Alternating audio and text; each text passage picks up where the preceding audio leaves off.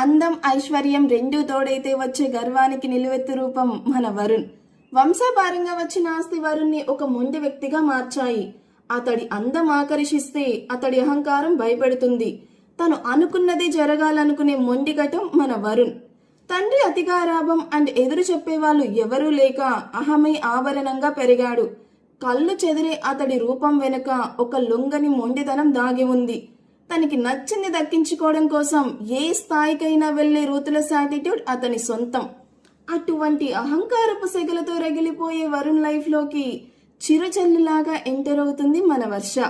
ఒకవైపు రాజభోగాల మధ్య పెరిగిన వరుణ్ మొండితనం, మరోవైపు వర్ష ఒక సింపుల్ మిడిల్ క్లాస్ అమ్మాయి. తన ప్రపంచం అంతా తన పేరెంట్స్ హ్యాపీనెస్ చుట్టూనే తిరుగుతూ ఉంటుంది. అంతులేని గారాభం అతడిదైతే బాధ్యతల పట్ల పెరిగిన మమకారం ఆమెది. వర్ష అడుగుపెట్టిన క్షణం వరుణ్ జీవితంలో గడ్డగట్టిన అహంకారం మెల్లగా కరగడం మొదలవుతుంది.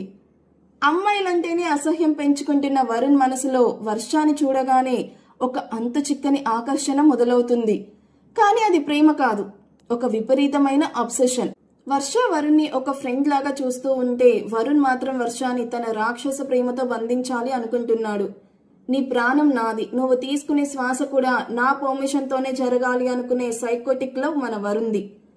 ఆ రాక్షస ప్రేమ ఎంతలా ముదిరిపోయిందంటే వర్ష మరో మగాడితో మాట్లాడకూడదు, కనీసం చూడకూడదు. ఒకవేళ ఎవరైనా తెలియక వర్షాన్ని పలకరిస్తే వాళ్ళని వర్ష ముందే రక్తాలొచ్చేలాగా చితక్కొట్టే వరుణ్ సైకోయిజాన్ని చూసి వర్ష వణికిపోతుంది. నా ప్రేమ అంటే గుడిలో దీపం కాదు వర్ష, అది ఒక చితిమంట.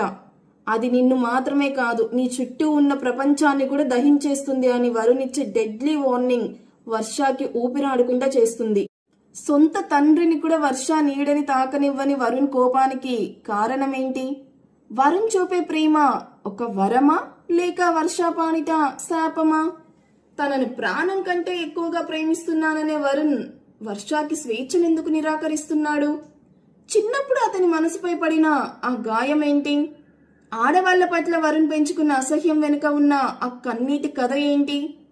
అహంకారానికి అనురాగానికి మధ్య సాగే ఈ పోరాటంలో వర్ష ఎలా విజయం సాధించింది?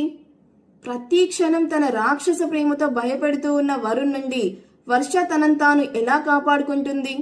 నిత్యం ఒక వేటగాడిలాగా వెంటాడే వరుణ్ రాక్షస ప్రేమలో వర్ష ఎలా బందీ అయ్యింది? చివరికి తనలోని ట్రూ లవ్ తో మొండితనంతో ఆ రాక్షసుని ఒక మనిషిలాగా ఎలా మార్చింది అనేది ఈ హార్ట్ రొమాంటిక్ థ్రిల్లర్ నన్ను వెంటాడే రాక్షస ప్రేమ. మీకు ఈ ప్రోమో ఎలా అనిపించిందో కామెంట్ చేయండి.